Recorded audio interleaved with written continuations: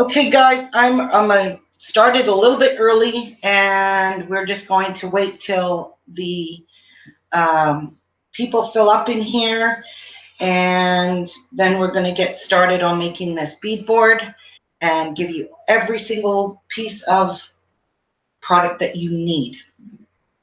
So good morning, ladies, or good afternoon. Hi, Rajul. Hi, Sharon, sorry. Hi, Lisa. Hi, Tina. Hi, Soccer Gal. Okay, so when I complete this beadboard, and I'm using my brand new fabric that we ordered in, and I never made a single beadboard with it. So it will be a one-of-a-kind beadboard that I will be selling at the end of this show. So it will be for sale. It will be $75 for this particular beadboard plus shipping. So whoever wants this beadboard, you better tell me at the end of the show, and I will send you a money request. So, because I don't post anything on Etsy anymore. So when you see this beadboard, it is gorgeous. The fabric is this gold fabric. It is shiny pearl gold fabric. Gorgeous. And I never made any beadboards with this fabric at all. So I just got one strip cut out of it, and that's it. We are going to wait a little bit. We are early. We are 10 minutes early, so I just thought I'd come in here and chit-chat with you all. Hi, Karen. Hi, Valerie. Yeah, that's about all. Like I said, it's a one-of-a-kind beadboard. It's the only one we're going to make with this fabric. The reason being it will be $75 because this was the beadboard that we did the tutorial in, and it will be beautiful. So that will be that. I don't want to give out any dimensions or sizes or anything just yet till we have enough people in here to follow along and take notes. Make sure you got a pen and paper handy. And that's about all, guys. And I will try really hard to post what you need in the description box below this video, so it helps you guys to reference back to it, just in case you don't want to sit and watch the whole video again, but you just want the dimensions of everything. So that's the way we're going to do it. First and foremost, can you all see the beadboard perfectly? Is there anything I need to adjust so you guys can see this completely? So is anybody having any problems seeing what I'm doing here? Let me know right now, because then we can make our adjustments before we continue on. It looks good? Okay, perfect. Now, also what we will be selling is I may open my Etsy shop, I don't know. We may be selling some of the products that we had purchased in advance for making these beadboards. If you have a hard time getting them, we might just cut pieces out so you guys have enough to make a beadboard with, and just to get yourself some plywood. This was not the most expensive plywood, but it's just ordinary half-inch plywood, I think. 5/8. Sorry, 5/8? Yeah. Okay, so this might be 5/8 plywood. Yes, it is. It's 5/8 of an inch. Oh, you can't see. It is 5/8 of an inch plywood. So not the half-inch, but you can use half-inch because we did try half-inch. Our first beadboards we made them with half-inch. So it just makes it a little bit less weight. That's all, basically. I like the 5/8 what we grabbed from Home Depot. We bought this from Home Depot, so that's basically all I can tell you. Maybe I can zoom out a wee bit more because I feel like I'm going to not be in camera frame. Let's see if I can zoom out a wee bit more. How's that? Okay. So yeah, how about a coffee, Jeff? And I'll just chit chat with everyone. Hi, Chris from Mexico. Hi, Vicky. Hi, Mamie. Hi, Dawn. Hi, Boho. Hi, Joanne. Marie. Hi, Valerie. So yeah, this looks like it's going to be an exciting day for us doing this, giving out all our secrets to making a really, really beautiful beadboard. Again, we might sell some of our products that we have lots left of. We shall see. We shall see. So I'm going to leave the room. We're in a back room here near our solarium. I'm actually looking outside in my solarium. It's kind of nice. It's kind of snowing a little bit, and yeah, and it's kind of windy. I've got French provincial doors that are in this room that go out to the solarium, so the doors are wide open. Well, the glasses, the doors aren't open from outside, so this is kind of nice. It's natural light. So yeah. Hi, Amy. Hi, Ellie.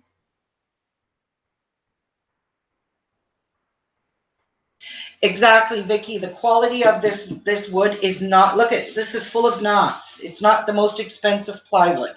You don't really need it, to be honest with you. Hi, Martine. Martine Liz. I probably murdered that name. Hi, Lisa. Hi, Carol. So yeah, like I said, I'll be back on this channel every now and then, doing something, showing you guys something, maybe giving you tips and tricks, telling you about new beads coming in, because I still get notified. I didn't cancel my account with Beadsmith, and they always email me of all the upcoming new beads, the new colors, all kinds of stuff like that. So, and hey, Esme. Yeah, so there's my Esme. Esme, how come you're not over on my paper crafting channel? I haven't seen you there. Anyway, I'm going to leave the room for a minute. I shall return and then we will get started. We got about 4 more minutes to go before we're actually going to be live making the bead board. So hang tight, everybody. What do you mean, what? Where? Oh my God, Esme, you don't have my new crafting channel. It's been there for 6 months. Here, I'm going to link it to you, hon. Oh my God, I did not know that she did not have it. I've been wondering where you've been. There's my new channel.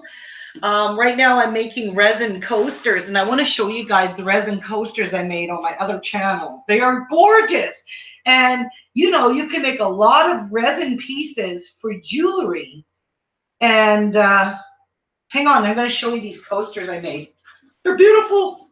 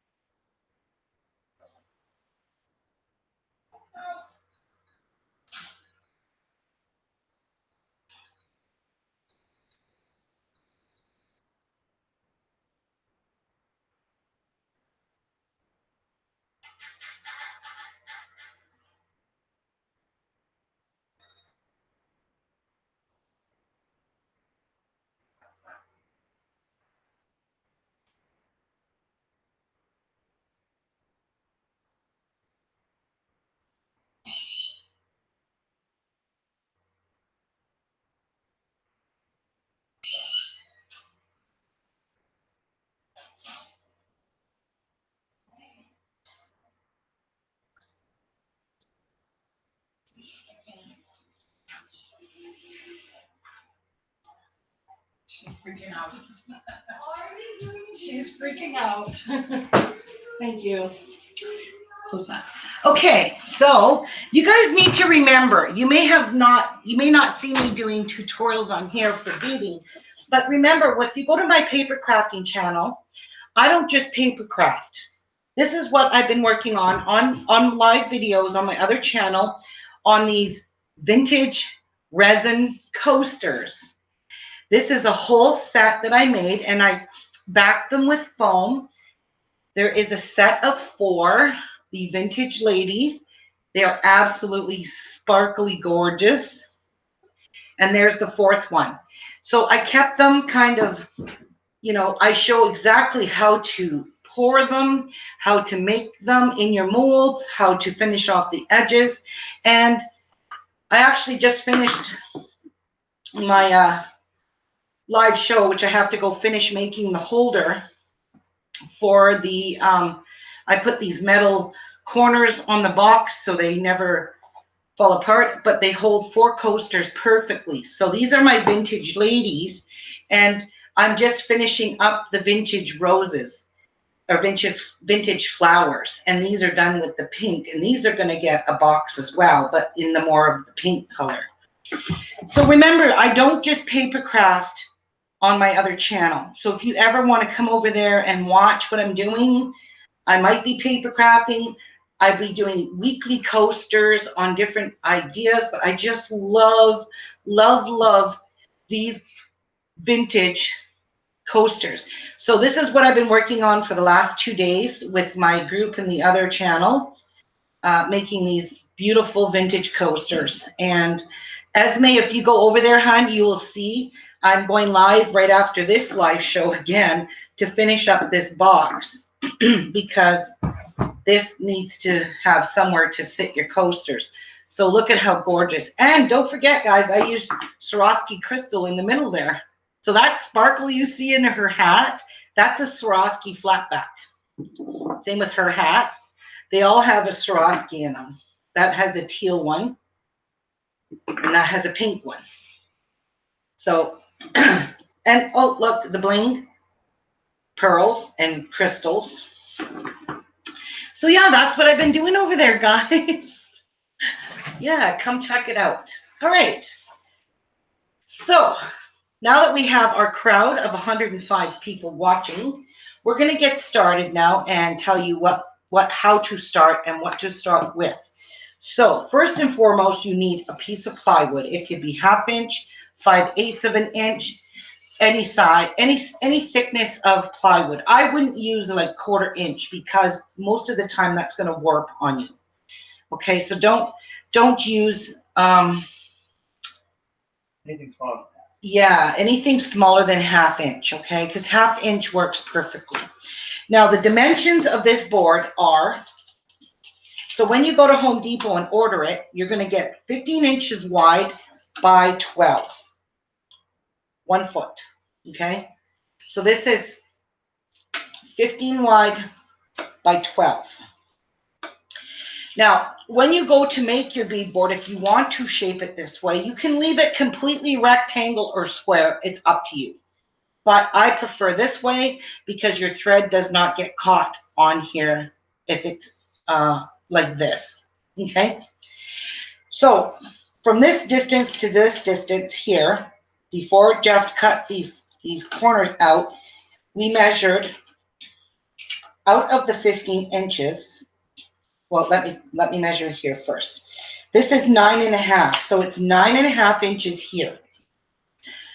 So you're going to take 15 inches. You're going to take 9.5, which leaves you with 1, 2, 3, 4, 5.5 inches. So you are going to go 2 3/4 on each side of your board. So say this is the square side. You're going to go in. I don't have a pencil in here. Oh, okay. So you're going to go in at the bottom, 2 3/4 of an inch and mark. You're going to do the same on this side. You're going to come in on this side. You're going to go 2 3/4 of an inch on this side and mark.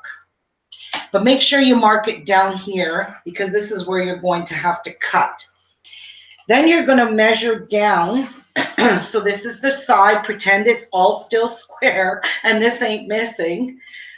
You measure it down about 6 more inches.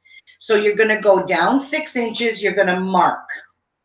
You're going to take your ruler. You're going to go from that marking here to this marking here. You're going to draw a line. This is just temporary. And you're going to cut it. But that's supposed to be square, okay? But I'm showing you how we got our dimensions to cut this off. So you would cut that off. Then you would get your husband or yourself, whoever, and you would sand all your edges round, okay? Just sand your board nice and round, because when you're pulling the fabric over the board, if it's pointy, it's going to rip your fabric. So round that off really nice. Jeff used a compressor with a sander on it. So you're going to sand that corner, this corner, this corner, this corner, and this corner. So you're going to sand all 6 of your corners. And there is your template. Now, if you intend on making more of these, cut yourself a template. You can cut it out of a nice thick piece of cardboard, or you can cut it out of a super thin piece of plywood and trace all around it. And that's where you would get the dimensions to do your next bead board. So you would just take you used a jigsaw, right? Jeff used a jigsaw to cut from this corner down. Okay, so you need a jigsaw for that. All right, or you can use a handsaw. I don't know if you can cut straight with a handsaw. Good for you. All right, so there you go. That's how you get your dimensions. So remember, it's 15 wide, 15 in the width. It's 12 inches in length, 2 1/4 inch, 2 1/4 inch on each side. So you'd be 2 1/4 here, 2 1/4 here, and 6 inches down. So 2 1/4 in, 6 inches down, and 6 inches down. Draw a line to your points that you measured out and cut. And that's it. Your board is done. Now you got to do is decorate it. So to start off, I need a drink of coffee. Guys, I have to have my coffee. You guys all know me. Now let's see. I use score tape.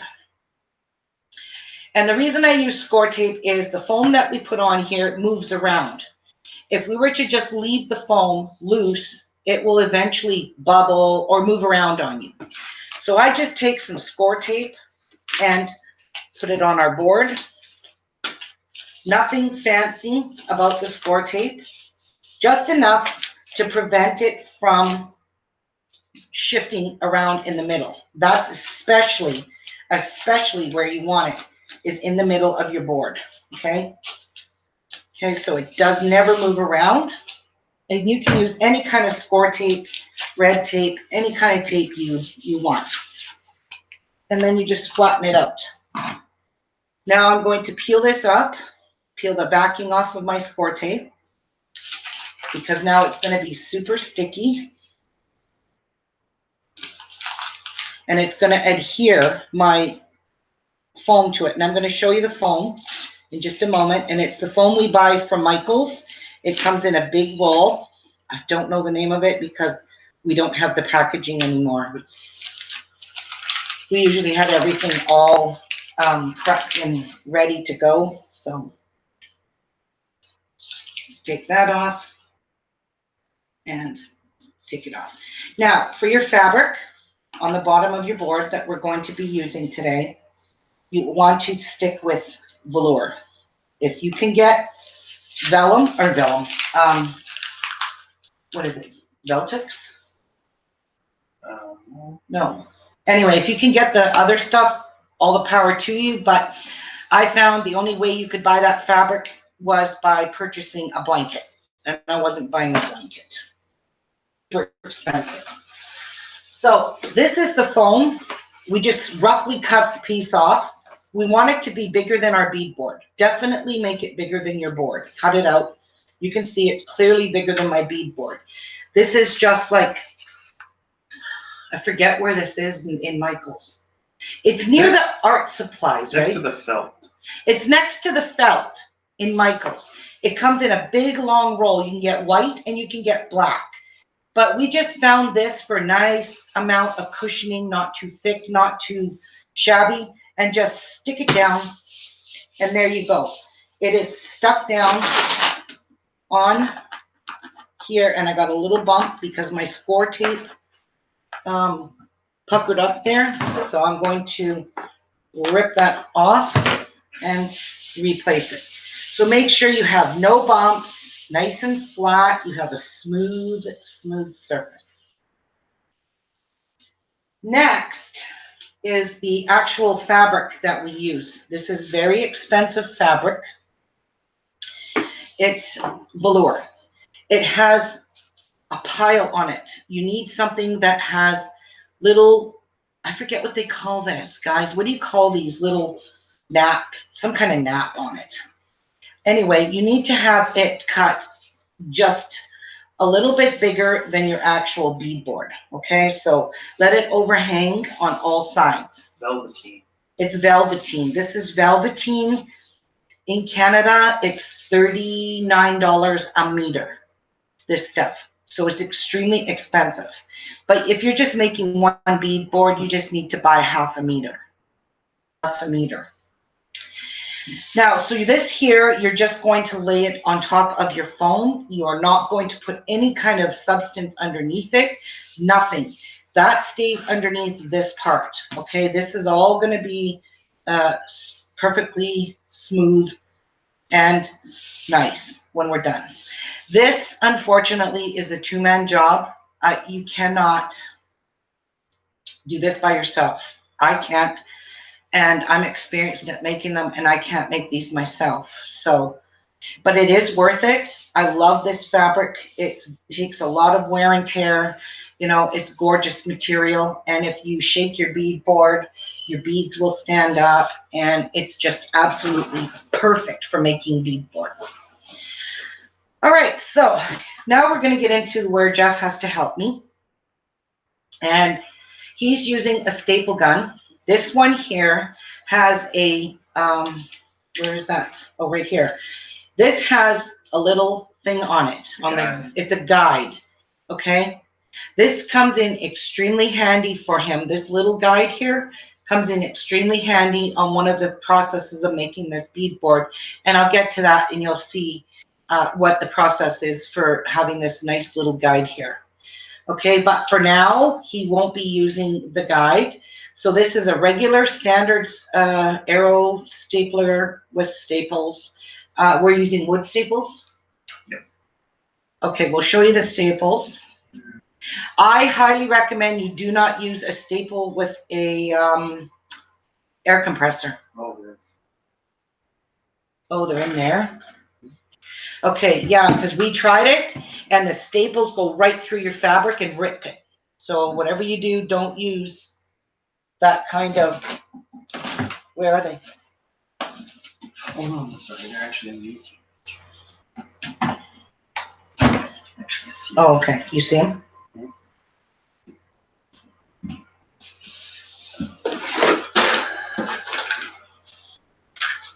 Okay, so this is just a box from Canadian Tire. They are Arrow, half-inch, 12 millimeter wood staples. And the reason they're wood stapled is they don't have that jagged edge on them.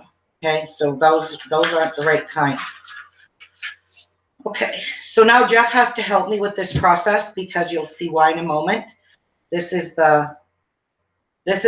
another reason why I'm not making beadboards is I have super bad carpal tunnel in my hands and in my wrist. And this part here absolutely kills my thumb in here, and it'll be in pain. I'll have to stop, unfortunately, because of that. So you're just going to take your fabric now and you're going to just, the first top part, you always do this big part first. So just hold down your fabric and wait for whoever it is that's going to staple. So Jeff is going to be stapling and putting them about roughly 1.5 inches apart. You don't really need them all that close. but you don't want them too far apart either. So now he's going to go basically right up to where this corner is, where it's going to, wait, they can't see. Okay, up to this corner here. Okay, all right. And now he's going to continue on this side and doing right up to this corner here. Okay, so this part here is not the part that kills my hands. You will see shortly what is. And one more on the corner. And then you need to take your hammer and hit these staples down and make sure that they sink in and they're holding that fabric down, okay? So give them a good little smack with the hammer. You're going to flip your board around, and this is the part that kills my hands. Okay, you've got your foam. It's all nice and smooth underneath. Now you're going to take your fabric in the center. You're going to pull it with your thumbs as tight as you can and hold it there and let Jeff put a staple in that. Hang on, it's not tightened. Okay, this is what kills my hands. And staple. Again, stretch your fabric. This is the part that's the hardest of the whole board. And one in the middle there, Jeff.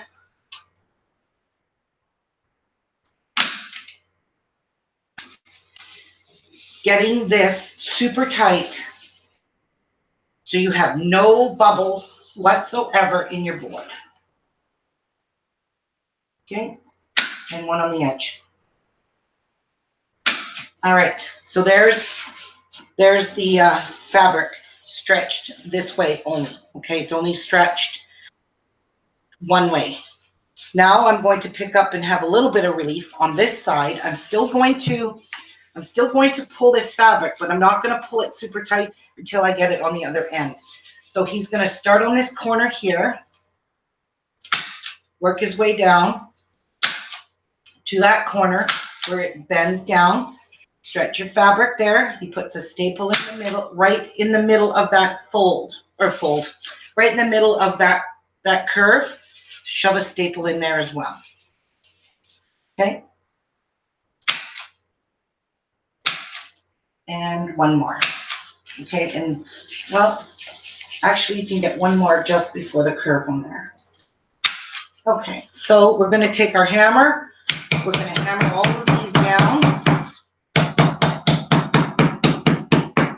Okay, this is the part that kills my hand again, because now we need to pull our fabric super tight. This is the final snug tight of the board.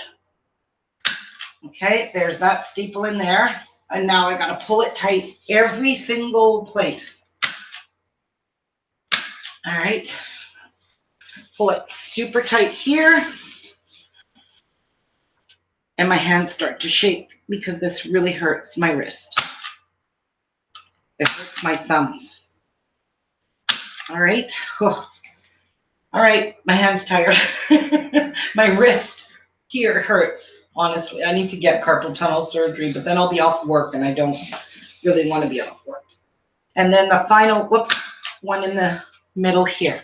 Okay, so you can see how nice and flat this is, but it still needs the corners done. So I'm just going to give these a little hammer. And now he's going to put some in all the corners. And this is where it's also going to kill my fingers, because I have to stretch it over the corner, and he's got to shove a staple in that corner and one beside it. Oh, you're out. Wow. And that's the fun part, running out of staples.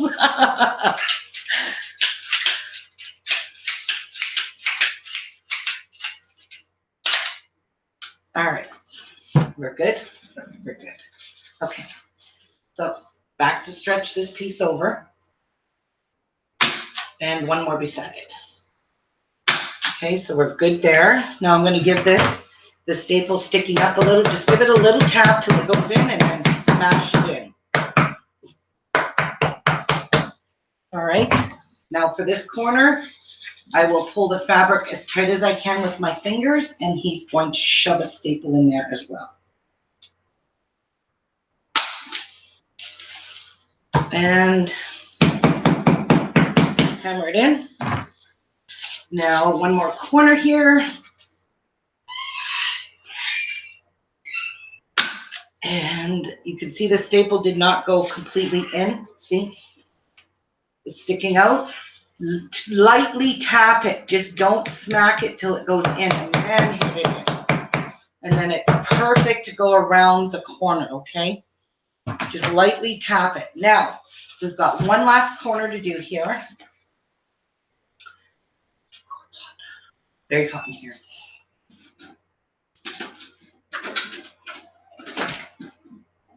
Okay. He opened the doors. And one last one. And that one went in pretty good. So there you go.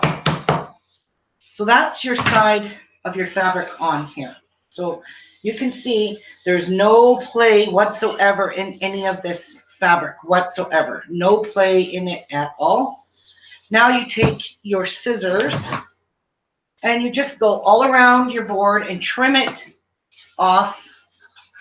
Trim it off right level with the bottom of the board. This does not matter. You don't have to do anything perfect.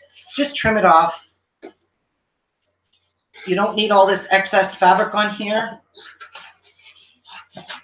So just keep trimming. And Jeff will just grab that garbage because we didn't bring a garbage can in here. And a little bit more to go. Now, this is just my way of doing this, but I don't like how these corners pucker like this. You know, see the little puckering? I just snip them off like this. So when we go to lay our other fabric down on top of this, it's actually, Jeff, can you put another staple in that one right there? Yep. Okay. Perfect. And I'm just going to snip off any pieces that look bulky to me. That's all I'm doing is just snipping them off. Okay, just to get less bulk in here. This is just an old table that I covered up with an old piece of fabric. So there's your bead board with your actual white vellum. Vellum. You can close that now. Your white, what do you call this? Velveteen. Velveteen. Thank you. Actually, we're going to dim this light a little because it's kind of bright. There we go. Okay, now the next part of this is putting your top layer on. And that's this piece. Now, when you're purchasing fabric, if you want some little tips here, make sure your fabric stretches width-wise like this. If you get cotton fabric and try to put that on your beadboard, have fun. It's not going to work. You have to have something with a little bit of give in it, with not any give in the grain of the fabric. So this would be, way you would buy your fabric would be like this. It would be folded in half like this, and they'll be cutting it, measuring it this way. This is the grain of fabric. This part here you don't want stretching. This part you do. The long piece, you need stretch in this. If you don't have stretch in this, you're not going to be able to stretch it around your beadboard. Okay? So make sure you have fabric that is stretchy in the width and not stretchy in the grain of the fabric. And that's all there is to do. Now, where you can start your fabric anywhere you want on your beadboard, but I'm going to show you where Jeff and I always used it. Where we found it to be the best place is here on this side. So I always started on this side, and I always folded it over like so. Okay, and we would leave our fabric folded. You need a good piece of it folded. Now, the thing that you need to get for this also is chipboard. These are pieces of medium weight chipboard. You can use medium weight, heavy weight, but don't use lightweight. Use a hunk of chipboard. This is stuff you can purchase anywhere online. Just type in medium weight chipboard and you'll get 12 by 12 sheets of this. Or I think they even have it in 8.5 by 11. You don't need too many of these. You take these and you cut them into 1/2 inch strips. So this is 1/2 inch strips of medium weight chipboard. You also need to cut some little tiny pieces like this. And this, for a reason, we'll show you what these little tiny pieces are for. And just cut a bunch of these. You'll need them, not a bunch, you just need enough for one beadboard. So this is how we do this, guys. And this is where the, what is this thing called again? The guide. His guide is going to guide him, and he's going to put those staples in the right spot all the time up against the medium weight chipboard. So to start here, you start off with your side, you hold your fabric here. Do not stretch your fabric. You do not have to stretch your fabric. So we're going to start. Did we do it this way? Did I just fold it first? I don't remember this. You left it unfolded. Yeah, we left this unfolded. So leave a big hunk hanging over. I always thought we left it unfolded. Now you're going to line it up with the edge of your beadboard. You're going to take your chipboard and you're going to put it down. I'm going to start right about here, okay? And then I'm going to measure with my finger. I'm just going to make a mark with my finger in the chipboard, and I'm going to cut it. So I'm cutting this piece off. So this is the only piece I need for now, okay?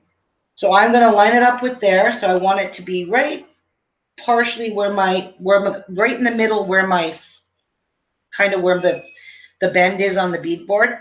That's where I want to start with this little piece. Okay. So now, Jeff, I'm going to hold this down. I'm using a little tiny pair of screwdrivers so he doesn't move this board and it stays put. And he's going to go along and staple this perfectly on the edge like that. Okay. If you by chance go over, now let me show you up close. These staples are on the edge. If you by chance go over your chipboard, your fabric will rip. When you go to stretch this over the backer rod, you will rip your fabric here. So try not to do that.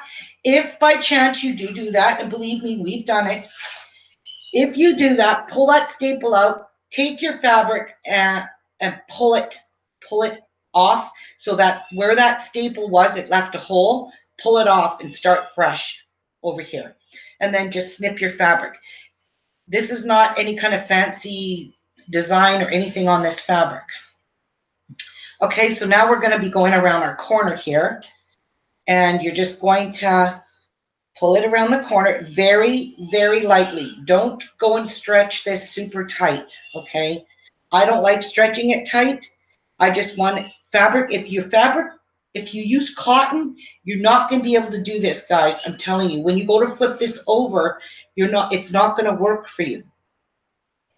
Would chipboard strips work for that? Cardboard. Yes, Marie. Cardboard strips.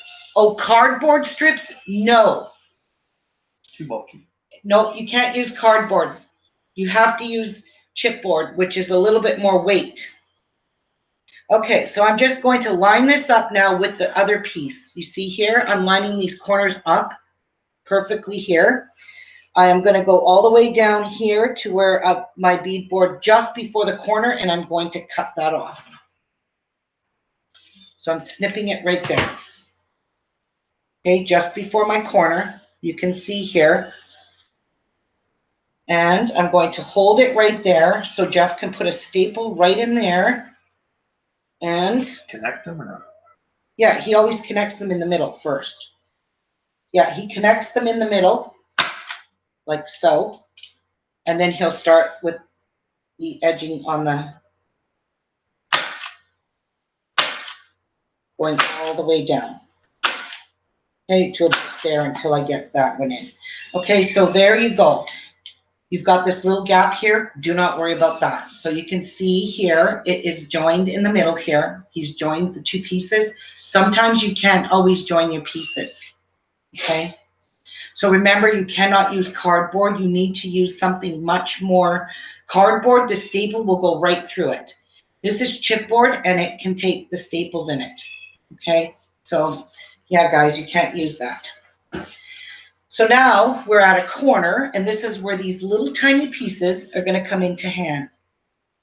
So let's kind of stretch the fabric a little bit around the corner, not too much, just a little bit. Take one of your little square pieces and put it right there. And now Jeff's going to stick a staple in there. As soon as I line those up, I'm going to hold it down like this so I don't get my fingers in his way. And he's going to staple this, like so. Okay? So there you go. Now we want to continue down the side of the board, down the bottom side. So take your fabric, pull it nice and straight.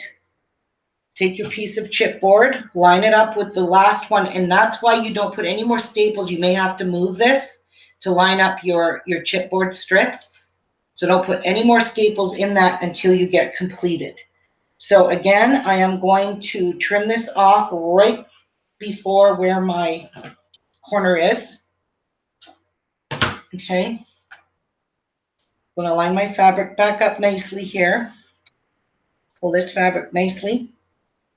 Okay. Like so. Okay.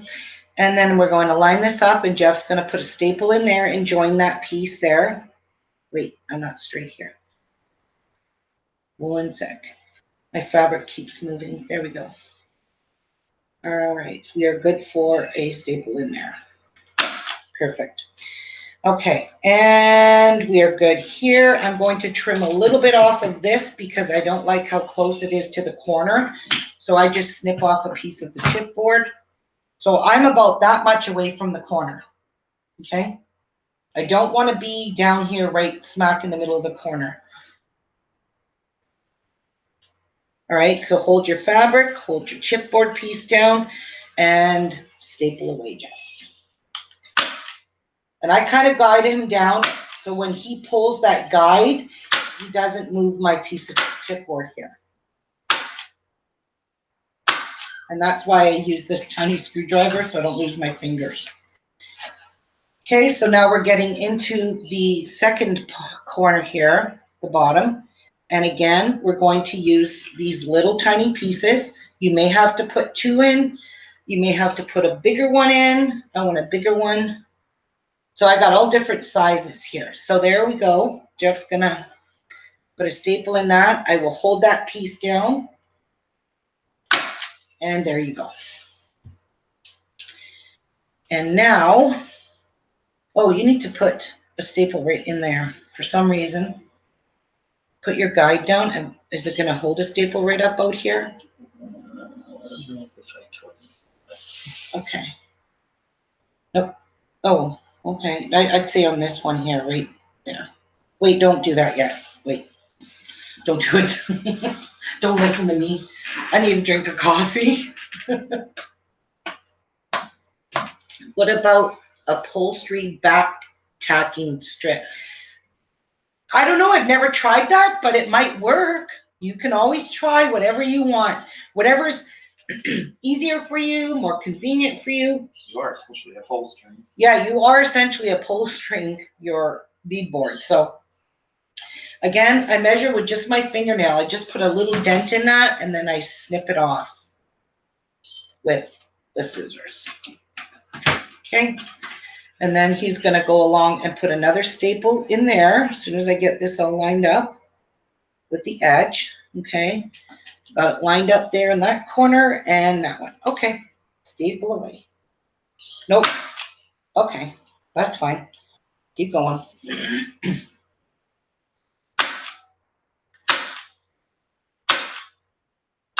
All right. Okay, so now we're off to this side here now. Again, you want to take a piece of your chipboard This one ups. Pull it on your fabric on over to the corner here. Make sure your fabric is over the edge there. Line your strips up here and trim it off. I'm actually not even going to move it. I'm just going to trim it right here, and Jeff can staple it. That way I don't have to move anything and nothing comes out of alignment.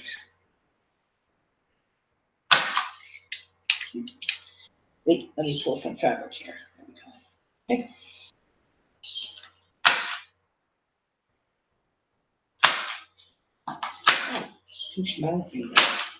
All right, good, good, good. Now, as for the length of this, make sure you leave this long enough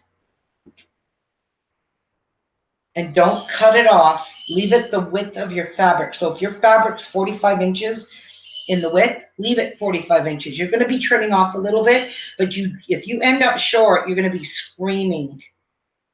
Hi, Robin. Okay, so let's get back to our corner here. Again, I'm going to just stretch my fabric just a wee bit here on this corner. And I'm going to stick a nice little piece in here.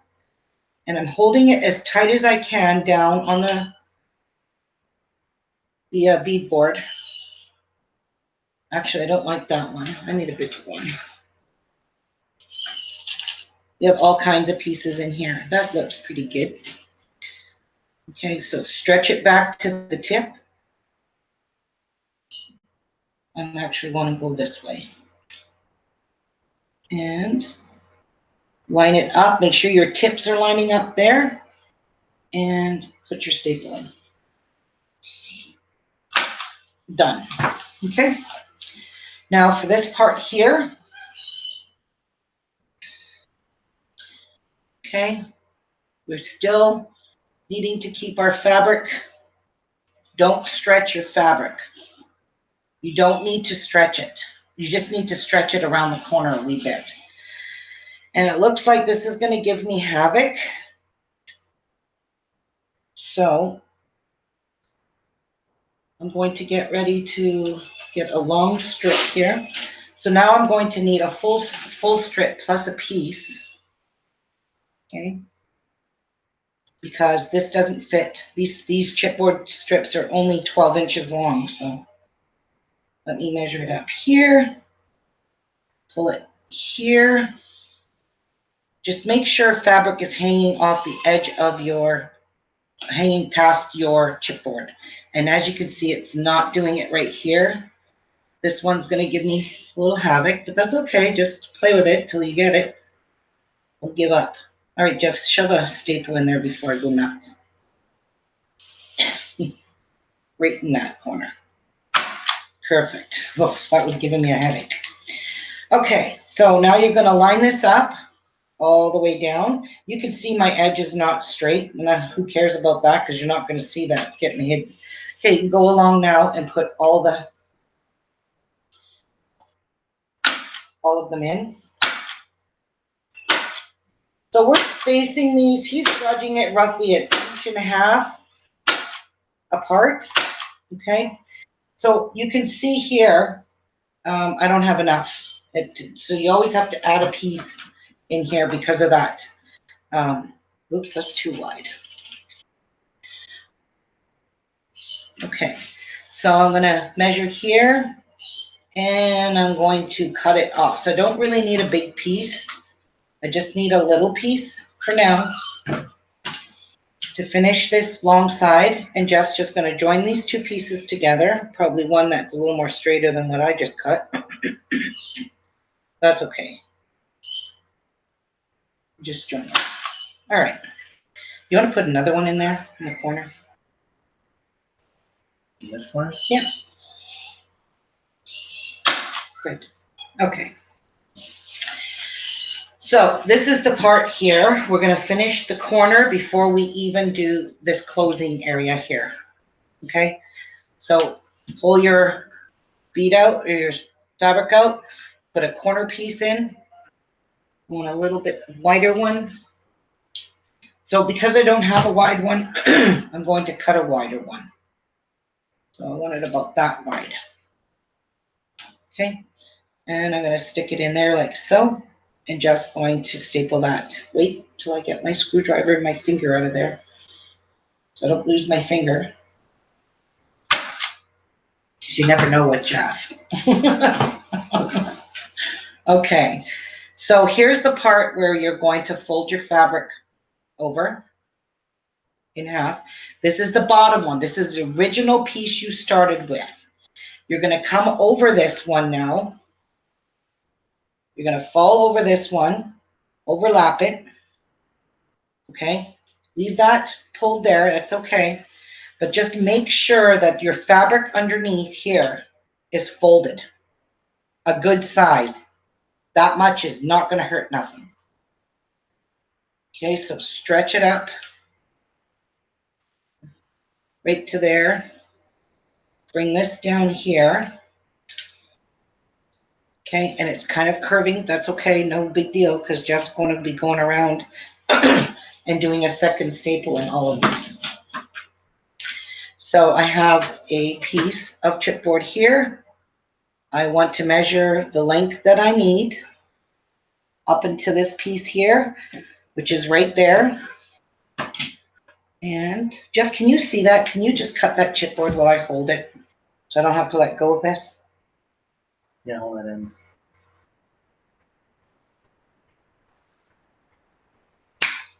Okay, is that gonna match up? Perfect. Okay, so now Jeff's going to put staples very close together because we want to hold down our fabric, all our layers in here. Okay, there.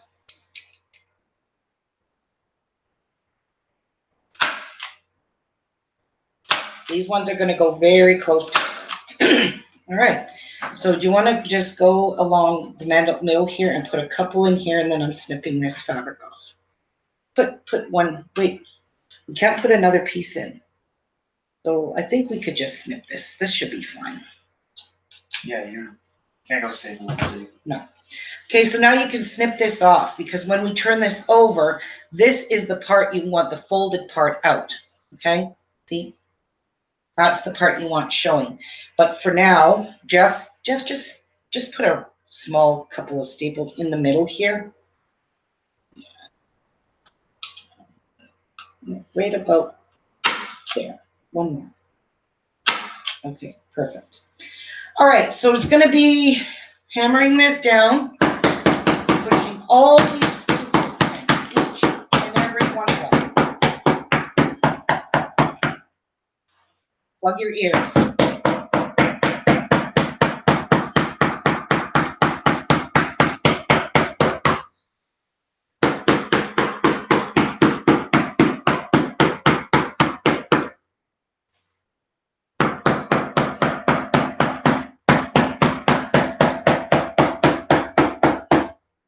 Okay, so now what Jeff is going to do is he's going to go along here now and put a staple all on this back side to hold down this chipboard. So while he's doing that, I got to get up for a minute and because my legs hurt the way I'm sitting here. So I'm trying to sit this way for the camera and I'm super uncomfortable, just so you know. While he's doing that, you guys don't need to see that, but I'll show you what he's doing. Or you'll see it here anyway because I'm getting up. He's going to put a second staple all around to reinforce the edge of this side now. So you notice there's only staples on one side of our chipboard. There needs to be a second staple all the way around. And that's what he's about to go do. All right, so I'm going to let him take my chair because he's getting a little uncomfortable himself. And I'm just going to go for a minute walk because I'm hurting. And he's going to work. Don't spill my coffee. I wonder why this chair's flat. It's on carpet. It's hard to move a chair on carpet. And you want to space them basically the same as what you've done the other way, only try to stagger them between the last staples.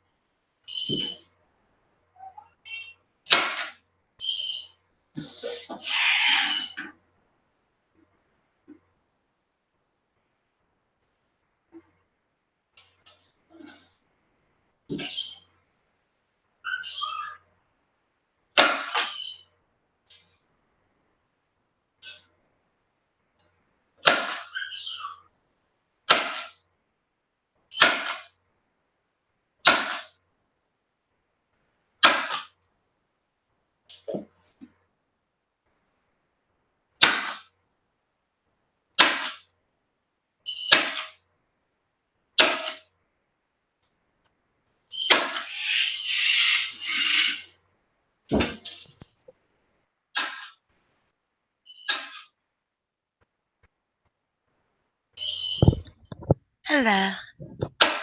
Hello. Hello. Oh, shoot. Come out.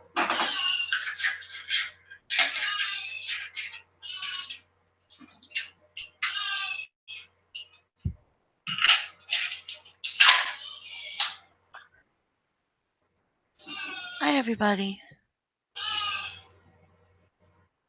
Is Jeff in here, Ruby? I am.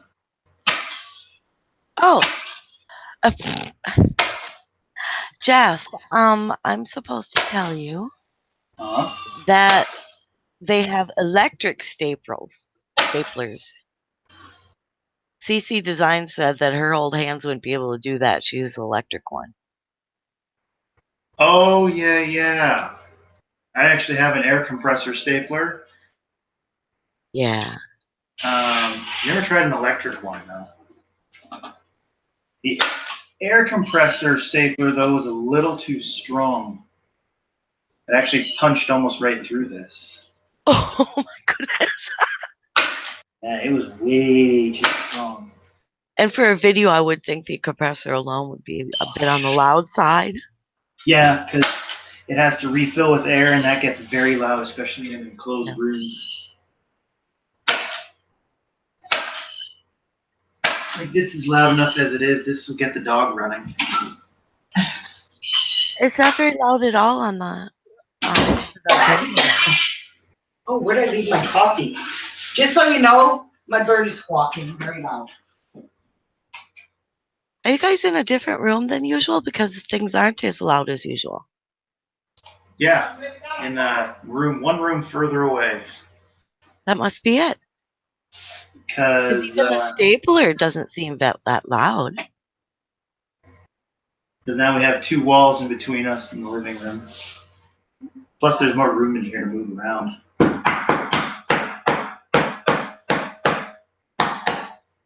That's Papa Smurf's workshop room.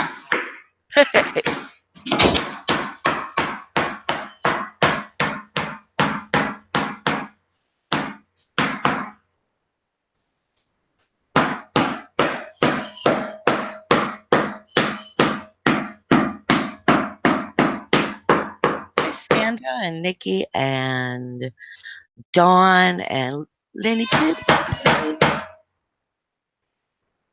That good? That's Okay. flat. Perfect.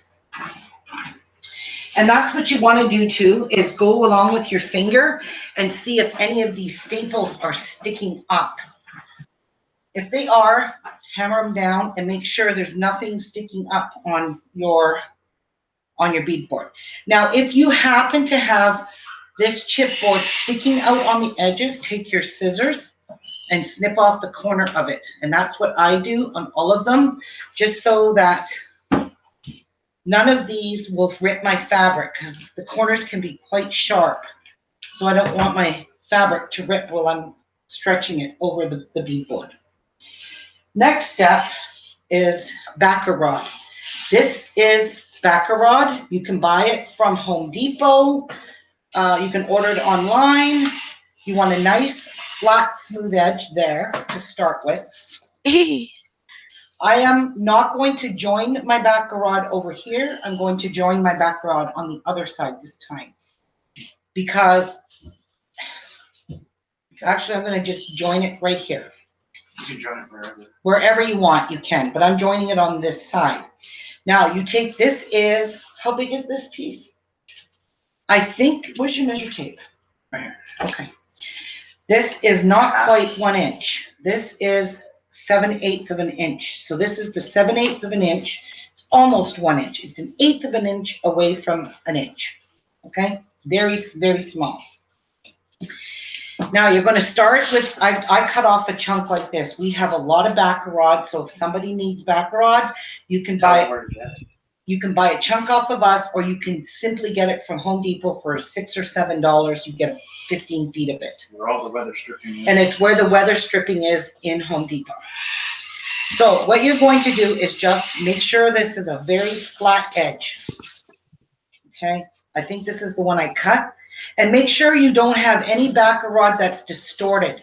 Sometimes the way they fold it in the package, the bend is there and it stays there. So don't use that piece, cut it off. That's what we had to do. We had to cut a chunk off about this big to get to a nice smooth edge. So I'm going to start right about there.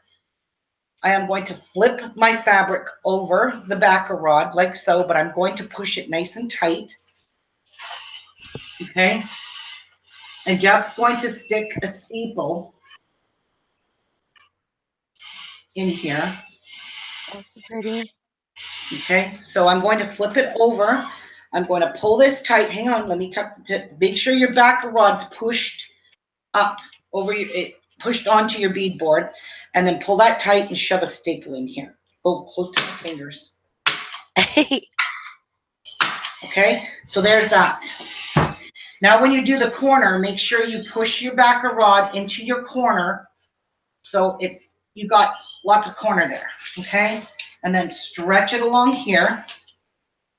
I like to do it this way. Make sure I've got enough backer rod in my corner, like so. And then push the backer rod onto the board and pull this nice and tight. Push the corner in, and I'm going to get him to throw some staples in there. Right down here. Perfect. Okay, so there's where, oh, this fabric is gorgeous. You know what? We shouldn't have stapled this. Yeah, you shouldn't have stapled that. I wasn't thinking. Oh my God. Now you have to. Now we got to pull staples out, guys.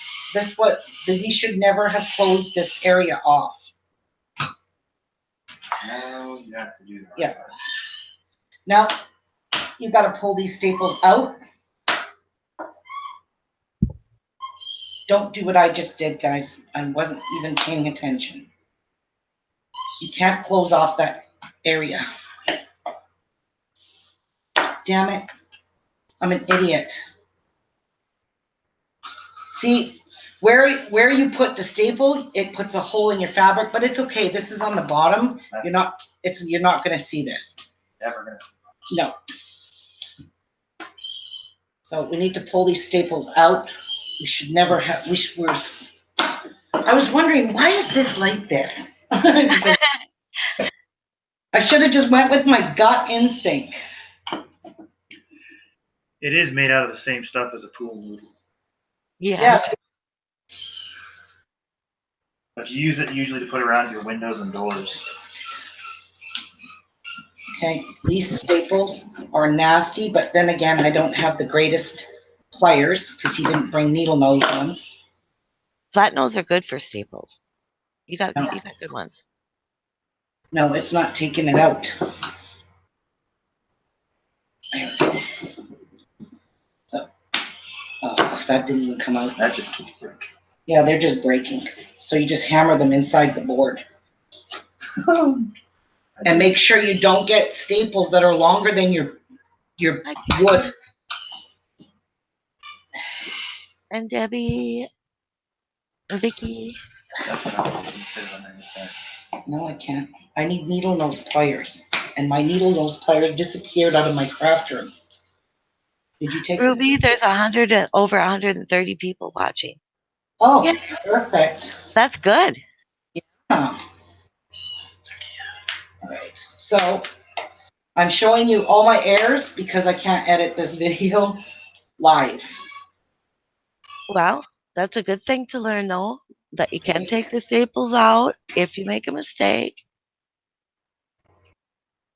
Pain in the neck. Give me the hammer. So those ones there are gone inside. Yeah. Pound them in. I gotta take every staple out. I'm so crazy why I did this.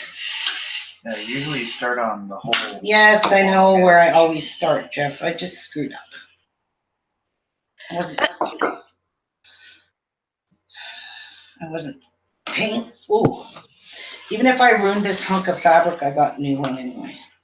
But I don't want to pull those other ones out either. It won't matter on the back. Nope, it doesn't matter on the bottom. You're not going to see none of this. There. You can't. Actually, I'm just going to cut this off because it doesn't matter. And Just tear it up. get rid of those.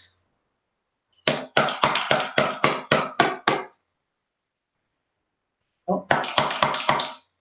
If you ever have to reupholster your own furniture, you'd be surprised what you see that was hidden. All the mistakes that are made. Yeah. Actually, I want to take these staples out. There we go. They're just going to break off anyway.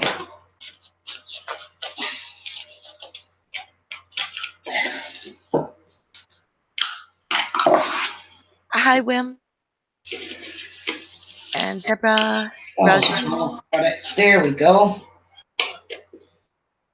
It's too small. If it's too small, just hammer it in. There. Look at that. All fixed.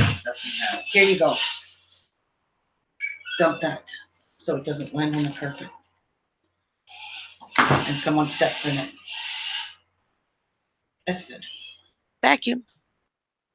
Okay, so I'm just going to lift this back up. Make sure no staple pieces got snagged in here. And start again. Now, still start the same way. Don't staple this down. Go around your corner like so. And like so. Bring your backer rod. Start in the middle. Like I should have done in the first place. Now, pull that tight and staple where my fingers are. Well, don't staple my fingers. That didn't sound right. Staple where my fingers are. Staple my fingers. Yeah, no, don't do that. Okay, so if you do not use stretchable fabric, you are screwed when you come to these corners, just saying. So make sure your fabric has a little bit of give in it. Lycra fabric. Yep. Lycra can be extremely tough to work with because the best fabric we really liked was the scuba fabric. That's lycra. But it's a different kind of lycra. It's very thick like this. Okay, so now you're going to come around the corner, pull your fabric over your backer rod, push your backer rod onto your bead board as far as it can go. Because now this is the corner with the join of the fabric here. Okay, so I want it to be, you got to be finicky with it if you want to get your corners nice. So make sure you push it up there, push your fabric on, your backer rod on there, and then get your staples in there. Not too tight though. Okay. All right, that's good there. Now, I don't want to be too tight. All right, so this is the piece here. This is the piece we finished with. This is your folded piece that you're going to bring over top of that to hide it, okay? So what you're going to do is tuck your backer rod in. Make sure this stays completely straight here and you don't go on an angle like that, okay? Stay straight with your fold. Again, finicky piece, but push your backer rod on. Push it. Oh, I love this fabric, Jeff. This is It's gorgeous. really pretty. I am going to be selling this beadboard at the end of, how did this get? Dag nabbit. I don't know. Pull it that way. I can't. Okay, hang on, guys. I'm just trying to pull this straight for him. Pulling it over. Don't do it too tight that you distort your backer rod. Okay. And if you're using a pattern fabric, Look at you this. really have to pay attention to the front before you put the staples down. Oh, this is perfect. Absolutely beautiful beadboard. It is beautiful. This fabric was one of the most beautiful fabrics we ever saw, and that's the reason we. So I usually go all the way down, fold my fabric over, and do the corner first. Push it on. Get Jeff to stick some staples in there, and then I go back here to the middle, and then I just work. We work our way down. So push your backer rod. Keep pushing it back on your board. Because if you don't, it's going to end up on the side. Okay? And this is where my fingers get killed. Go all the way along now. This one here. Okay? So there's that side. All done. Okay? Now, always make sure you push your backer rod on. Now you're going to push your backer rod on here. You're going to do the corner here and then flip your fabric over and get a staple in there. We're losing you in frame. What? Losing you a little bit in frame. How come? What's going on? Nothing. It was when you flip it up, you bring it close to yourself. Okay. You're being nomadic. Well, I have to do it, bring it close to myself a little bit. Yeah, there you go. There you go. Okay. Close that door now, Jeff, before you let mice in or something. Okay. Let's cool it off for quite a bit. And right here.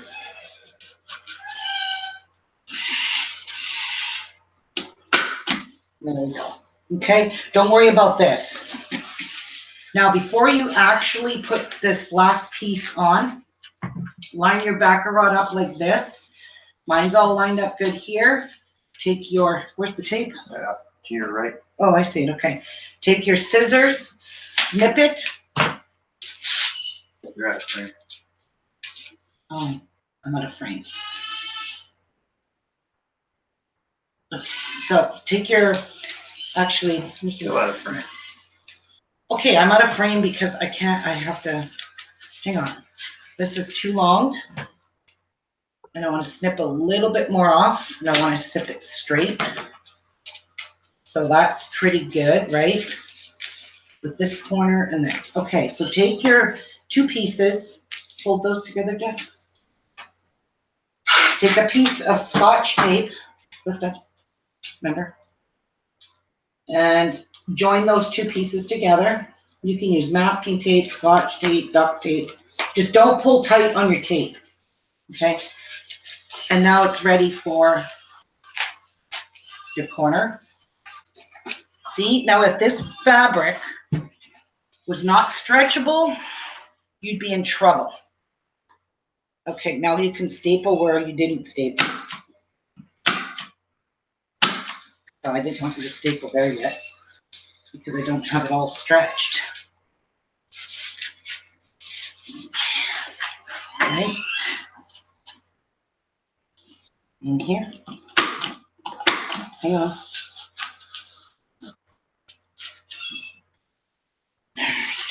All along. Perfect. All right. Now, final. Ouch. That staple hurt me. You okay? Scratched along. Hang on. Let me push the back rod on. Okay. Shove your staples in now. Right there. Where the fold is. Yep. Okay. That staple there, I think it's. Oh, it's fine. All right. So there is your professional like beadboard. Without that. Without the back, of course.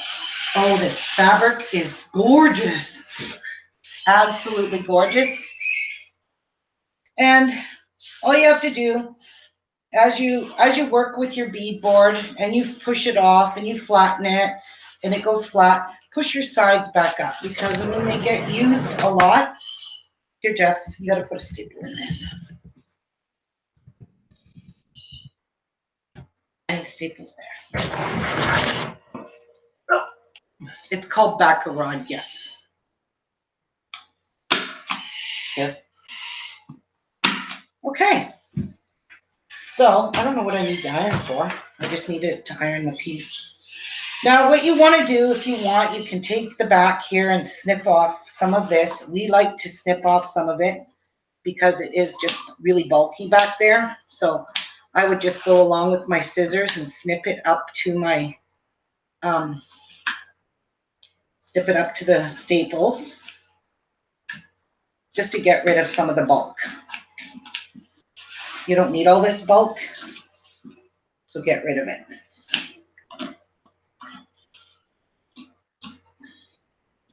And make sure you use a good pair of scissors. And then keep going all the way around. Oh no, that's good. Probably could use a staple right in there. Just right there. Yep. Okay.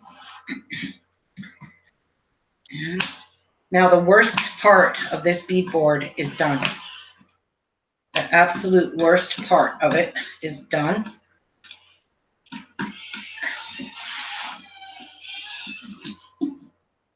And this is just the finishing touch, which I'm just throwing this on the floor. You'll have to pick it all up after. Anyway, get off. Oh, I love this. I love this gold. I really, really love this. All right. Now, you will need a glue gun. I am using a hot glue gun. You will need a piece of felt. And I'm using black felt on this one because I think it will look stunning with the gold. Definitely. Yes. So all you do is lay your black felt on your beadboard. And this is the part that's finicky for me. This part took forever. But you just line your scissors up and you start to follow the guide outline of your beadboard. Okay? This is the part I hated of making these beadboards, was doing this. Every single beadboard. Doing this part. Okay? And then see how the edges are jagged? I always went along and made sure everything was nice, straight, smooth, nice corners, and like that. Okay? So bring that down like there. Bring that up like that. And then I turned it this way. Whoops, sorry. And then I went around the corner with the scissors ever so lightly and rounded the corner up there. And actually, I don't like how this bows here, so I'm just going to trim it. Okay. And then you can see my little tiny jagged edges right there, so I snip those off because I just like it to be professional looking and not look like junk. And then around the corner again. And then I'll just follow along here, cutting as straight as I can. which is, you know me, if you know my paper crafting channel, you know I don't cut straight, nothing. And I don't even have glasses on when I'm doing this. Yeah. Okay, so I just want to clean up my jagged edges. Clean them up nice.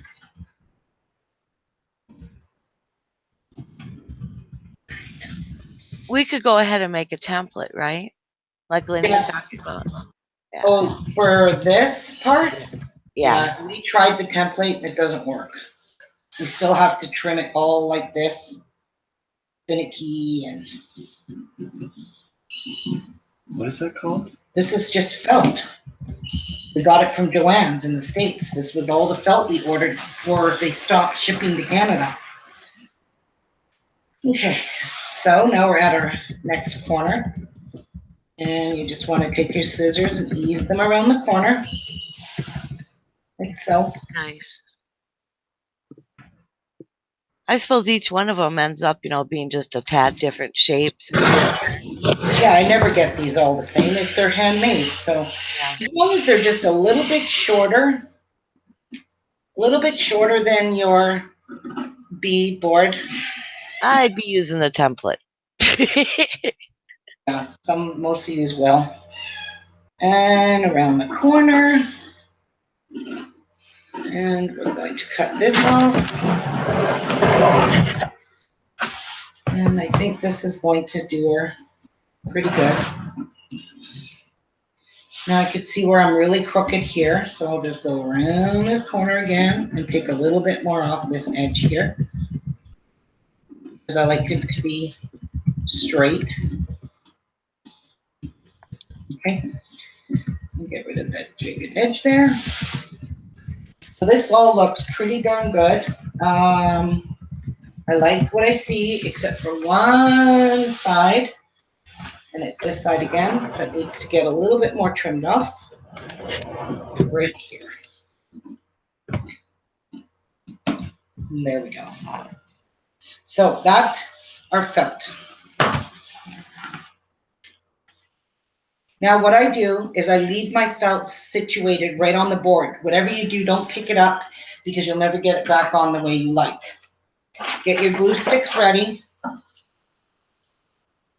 Get your glue gun ready. Pick your board up like this, or your felt, and then go along and start gluing underneath. Put glue on every single staple. Okay? Make sure you put glue on every staple. And then don't be cheap on the glue. Okay? Fold this down, press it in.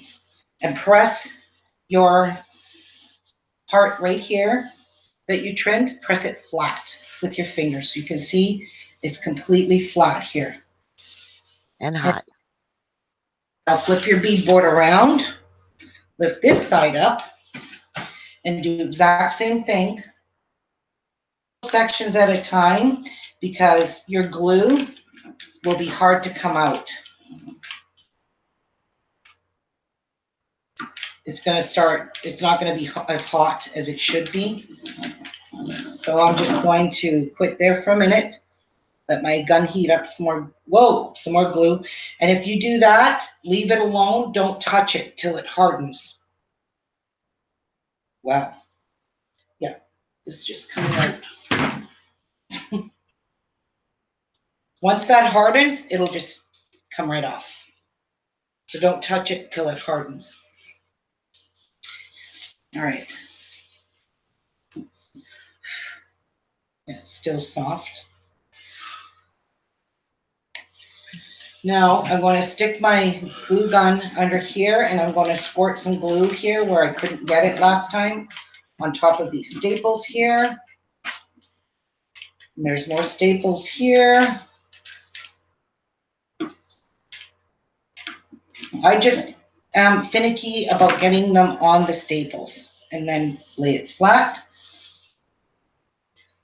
And then take this and just peel it off. See? Done. All right, now this part here, you're just going to go along with a little jagged edge here. Don't go to the edge though. And press that down. Go all the way around and do that little jagged edge here to just fill in some glue here so it doesn't move. Okay.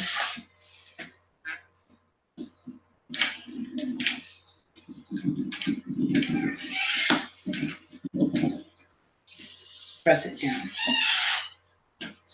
Now this is a part where you can adjust your felt if you don't like how it looks and it's got crooked edges and it's not even Steven. This is the time where you'll, before you seal the outer, you'll trim it off.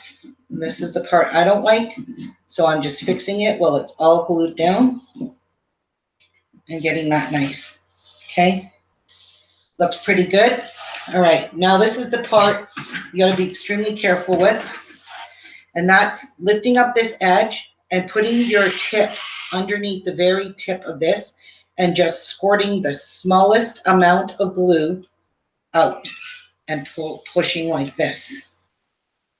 Okay, so this here is sealing all around the edges. Yeah, a rolling pin could help flatten the surface. That's true. Yep. Yeah. So just put the smallest amount of glue. I can't see really that great because I haven't got my glasses on, but I know I'm getting the edge. And I'm sealing the edge.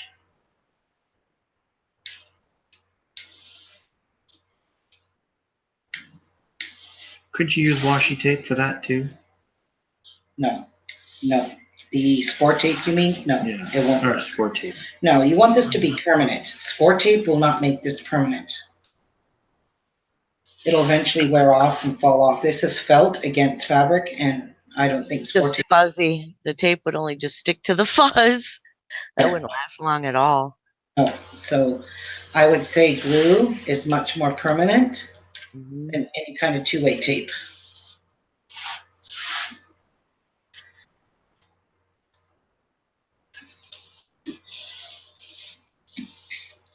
And I'm trying to keep my glue gun underneath this so I'm not putting glue strings everywhere. Okay. And then I just push it down off like so. Push it Stacey over. Designs wants me to tell you that she's on her other channel. It's Carol Carnes. Oh, okay. Hi, Carol. All right. So that's going to complete your board. You see where we've got glue sticking out here? Take a piece of your fabric that you don't like, okay, and a hot iron. So I'm going to let my iron heat up. And we're going to remove that excess glue that we got all around the edges here, okay? So there's a little bit of glue there. And you're going to just use a piece of fabric to lift that glue, but you need your iron. And I think that's the only place that the glue spilled out was right here. And we'll try to lift that. Oh, and right here too. A little bit right there as well. So, Jeff, can you pass my coffee? Judy Graham would like to know if you've ever tried to use hot glue to hold the backer rod in place. It melts your backer rod. We tried that. Don't do that. Backer rod is styrofoam. It'll melt. It melts in a second. Yep. And yeah. Is my iron hot enough yet? All right. So if my iron's hot enough, I'm going to place a piece of fabric over top where I got glue because I do not want glue on my expensive iron. And just hold the iron there till you heat up the glue, till it gets hot and sticks to the fabric and pull it up. Yeah. I don't like the glue there. So I'm just going to hold it here, heat up that glue, and lift this off and take the glue off. And one more spot right there.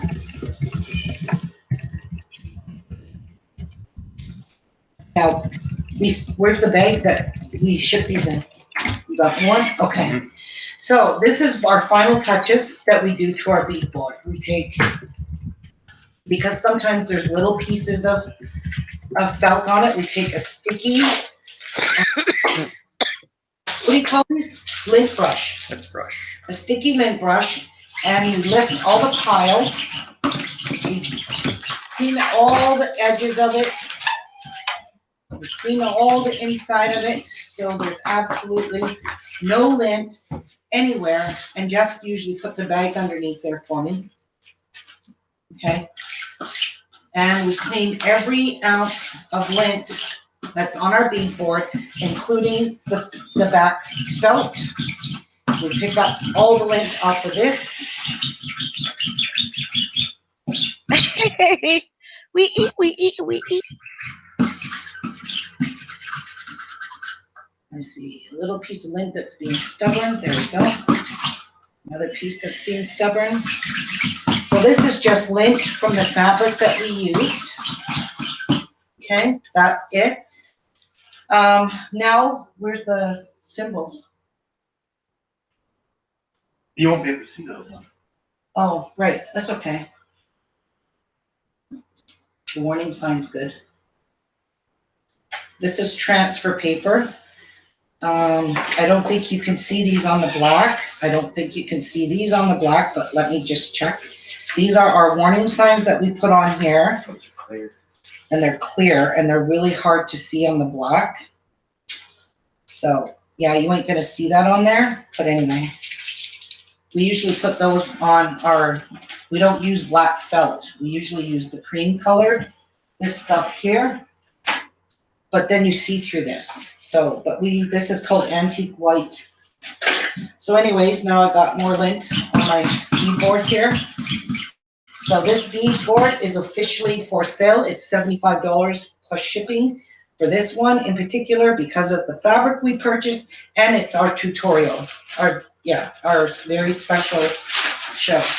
So we usually slip these into the bags and they get put away until they're sold. And that way they don't get any dust or lint on them. And that's it. That's our, I can't see that.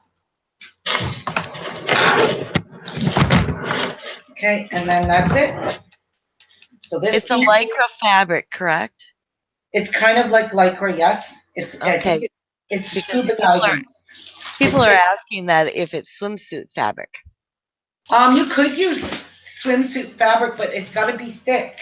You can't use that thin stuff. It has to be the thick one.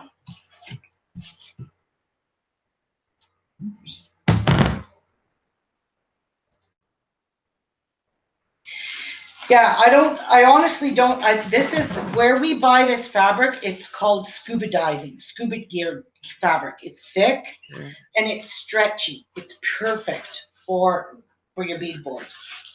It's absolutely perfect. So there it is, our protocol.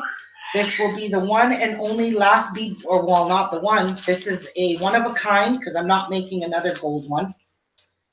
This is our newest gold fabric, and it's our only one out there. So whoever buys this, you've got a one of a kind. And that's it, guys. That's our tutorial on how to make these. So easy. Like I said, you got to have 2 people do this because it's impossible to do all this by yourself. As you can see, it's absolutely impossible. So anyway, what'd you guys think? Anybody got any questions? Love it. I love it. I love it. I like the baseball, like home plate type shape. Where's that box with all our cut fabric? Yeah, the cosplay costume fabric will probably work too. Where's Yeah, there's tons of types of that. You definitely could find something. Good idea. We've already got a lot of fabric that we already cut up.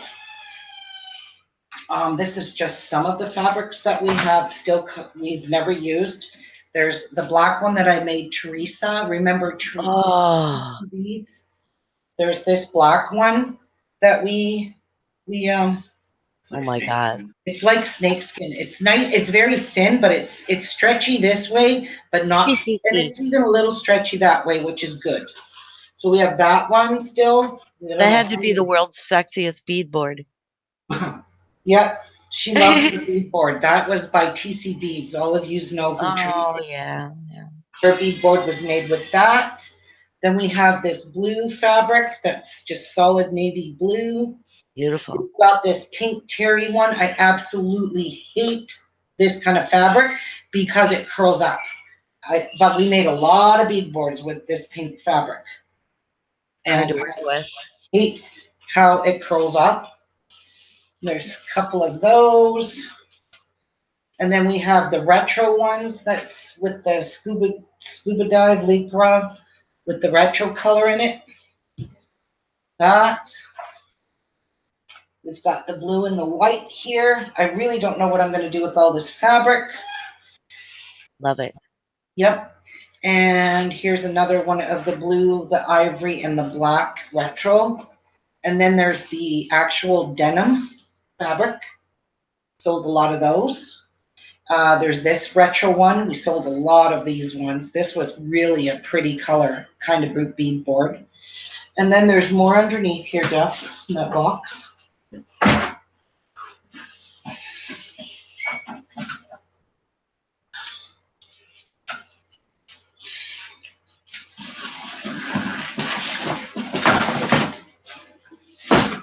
Oh, it's because the glue sticks are heavy. Just put it here. This is already all cut up for you. Wow, there's a lot in here. Wow, there's a lot. This is the one that's like the animal print. This is blue and ivory. It's beautiful. We still have lots of these cut. There's a suggestion that you could sell those strips to the people that want to make their own beadboards. Yes, we have so much, it's not even funny. Then there's these, lots more of this fabric, some more of the black, some more of the blue and the white. This one's like a silky lycra. This is a very thin one. I wasn't crazy about that one, but people liked it. I don't. In fact, I probably won't even sell this because I don't like how thin this is. It doesn't stretch this way, but it's very stretchy this way, which that's what you need. You need the stretch to go that way. Here is some more of the pink terry. This is like, what is this? It's like terry towel. Sweatshirt stuff? It's very, no, it's got a pile in it. It's really gorgeous. Velour? Yeah, it's like velour. I can't really see it. So. Well, here, let me try to hold it up. See it? It's like terry towel. Oh, but soft. sure. Yeah, but softer. And I cut all of these into 4-inch strips. So don't cut it any smaller than 4 inches. If you're using your own fabric, make sure you don't cut it smaller than 4 inches. And leave it the length of, or the width of your fabric. Here, Jeff, you want to grab these? Put them in that white box for now. Lisa Bruce is asking what you would estimate the total cost of making a board would be.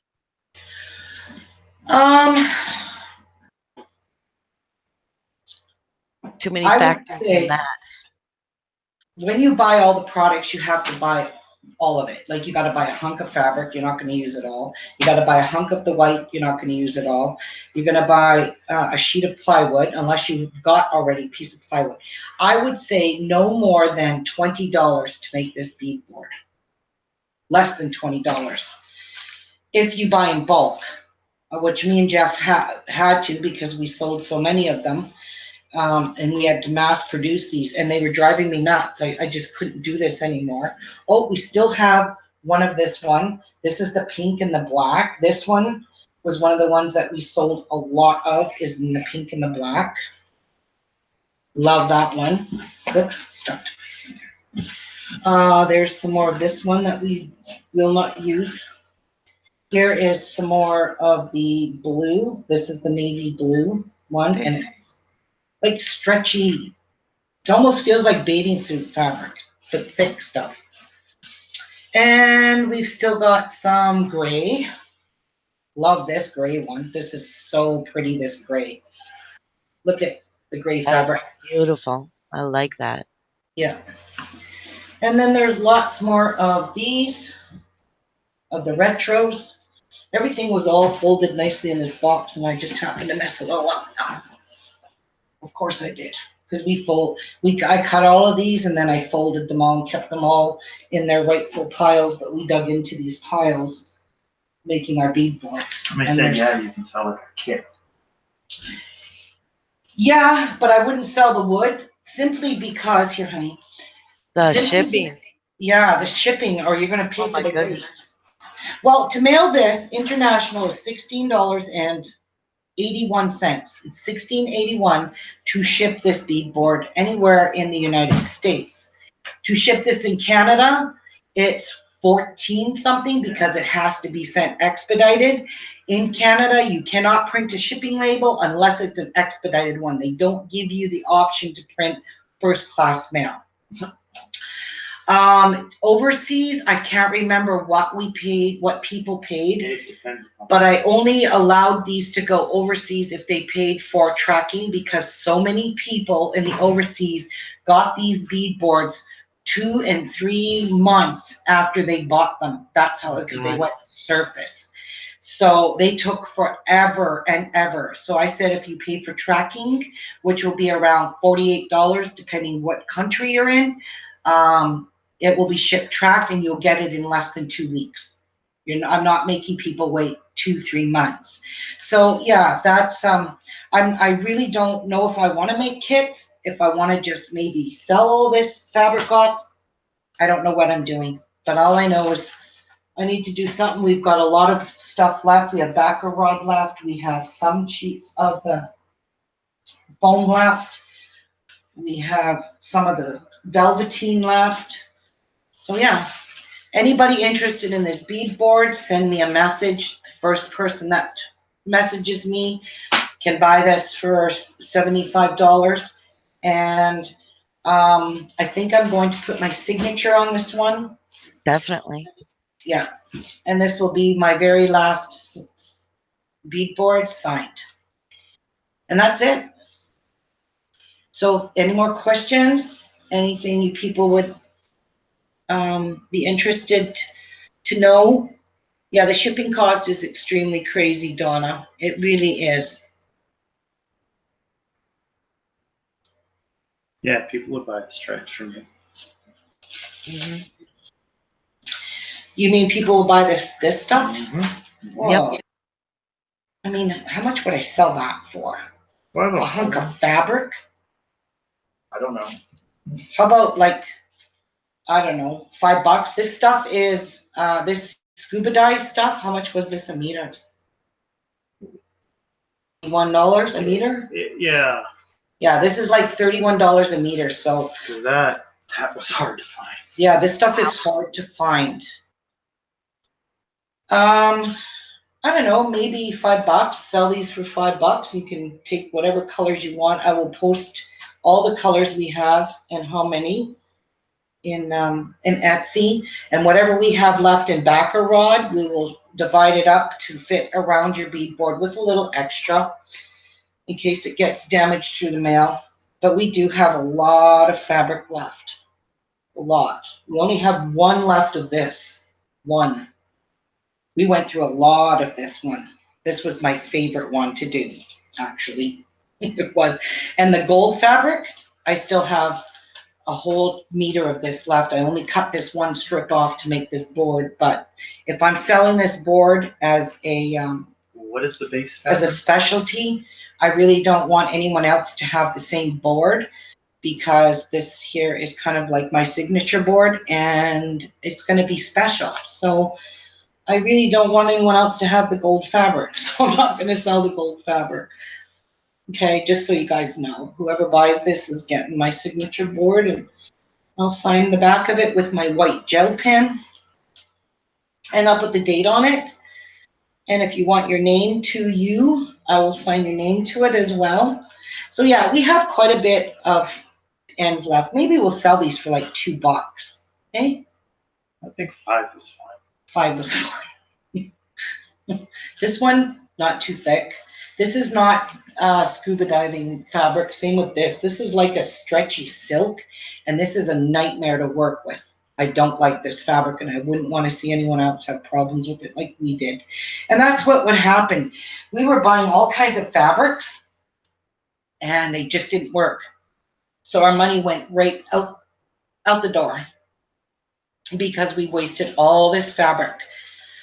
And we had a lot that we could not use. It went right straight in the garbage. So, That's a shame. yes. I could make a quilt, Gloria, but if you've seen my fabric, I don't need this fabric. No. Oh my God, no. Somebody wanted to know what the base fabric was. It's velveteen. It is this stuff here. We have enough here for, there's one. This stuff is very silky. This was really expensive. This. There's Yeah, that two. one's pretty expensive. There's 3 pieces. These are already cut to fit over the bead boards. There's 4. There's 5. There's 6 and 7. So there's still 7 pieces of our velveteen left. This one here.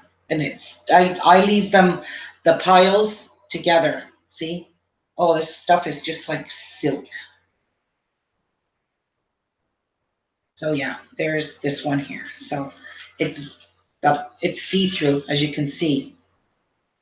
But when you put it over top of the white foam, it stretches out right beautifully. This is very silky velveteen. This is very expensive stuff. So we have one, I'm going to make sure. 1, 2, 3, 4, 5, 6, 7 pieces left to do, and then 1 beadboard each. For the foam, we've got 1, 2, 3, 4 of these left. Is this all we have? Or is there more in that tub? I don't think there's any one tub. Okay, we have 4 of those left. And backer rod, well, we've got a big, huge bag of it that I had to buy from the States. It was, I don't know, $70-something American for 100 feet. So, and I had to pay for custom charges because I always drove across the border to go pick it up at ride-ins, and I had to pay custom charges on it, taxes on it anyways, and duty. So we've got lots of that left from our 100-foot roll. We'll see what we can do here. If you guys need chipboard, we do have some strips already cut here. These ones, we got quite a few actually, don't we, Jeff? Yeah, there's quite a few. Yeah, Jeff cut a lot of these strips up already. I mean, they're not perfect 1/2 inches, but see how that one's skinnier than the other? You would just snip it off, that skinny part, because you're going to be using this piece anyway. Yeah, it wouldn't matter. Still going to use small pieces, but yeah, we just don't have time to cut. Like some of these are ridiculous. Jeff did that. But most of them are good. That's a guy's measuring. Yeah. There are different sizes of backer rod. There's like 5/8. Yeah, there's 1 inch, 1/2 inch. 1/2 inch, 1 inch. Yeah, there's all different sizes, and the size that we used is 7/8 of an inch. So make sure you do that. Check that. Wish they had it even bigger, What? the backer rod. But, its real purpose, they don't make it bigger. No, backer rod's sole purpose is to tuck into, like, say, around a window, and you've got a big gap there. You would shove backer rod in there. So, do you have the velveteen as well? I have 7 pieces of velveteen left, Robin. I have 7 pieces ready to go over top of this size beadboard. with a little bit of extra in it. So yes, you have kind of pink Yeah, one of them came with somewhat of a. on them because they were leaning up against the red one. They're leaning up against the red one. Yes, this white one. But you can wash that in a minute. Yeah, these can just be washed. But it's got like a pink hue to it. It's kind of cute. I love it. But that's the way it came because the fabric was leaning up against on the rack at the fabric store up against the red one, and it rubbed off on the velveteen. They didn't give me a discount because I tried. I did. I'm surprised they didn't. That's Yeah, this pretty stuff's so stupid on their expensive. part. Yeah. Stingy. Yes. So anyway, whoever wants the bead board, I'm going to open this. I'm going to sign the back and date it with my gel pen. My white gel pen, it'll show up beautifully. Where do you sell your items or merchandise? Underneath this video, I will have a link to my Etsy shop.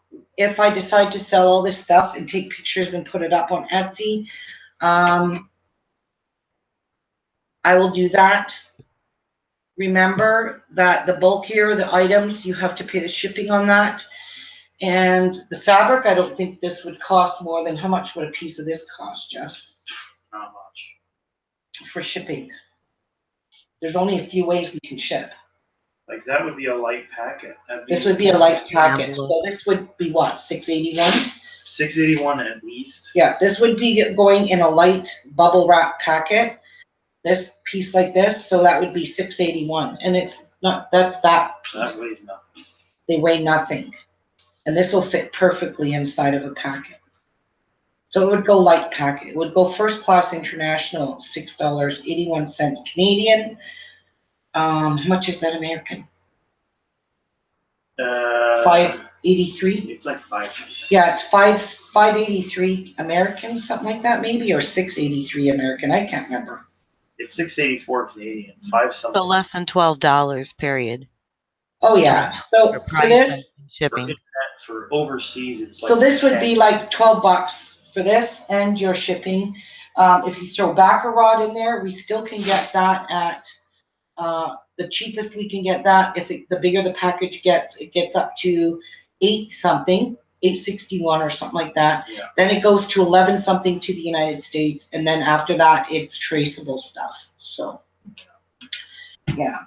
You don't really need to send something like this traceable unless you're in a hurry for it. But I'm telling you, I've seen my international first class package arrive quicker than the expedited. And we did a lot of shipping in our time in the last year or so. That I'm so tired of shipping. I don't want to ship anymore.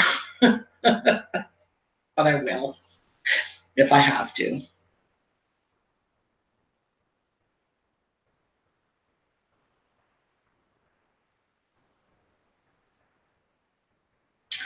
So anyway, that's, what did you guys think of the tutorial? Everybody loves it. I think this will be helpful for you guys to create your own bead board. And like I said, I'm not going to sell this gold. This gold fabric feels like it's thick and it's pearly. It's like a gold pearl finish on it. It's absolutely beautiful fabric. And I want this to be my signature one, which would be my last bead board I make. Do you sell your jewelry? I have no jewelry left to sell, Carol. It's all gone. Everything's gone. This is the last of my beading, is this bead board that I promised to make with you guys. That's about it. Yep, here's some more. Here's some more pieces. We have lots of that. But I wouldn't ship these because these are so easily to get, bent in the mail. And when they bend, they break. Chipboard breaks. So if this gets bent, it's toast. And then it'll peel. So you don't want to get that bent. But you can buy this. It's medium weight chipboard. It's super cheap on Amazon. Okay, so this stuff is really, really cheap. And this is just 12 by 12 medium weight chipboard. You end up with a pack of 25, unfortunately. I don't know if people sell one or two sheets. I haven't seen that in the sites. You can. You can or can't.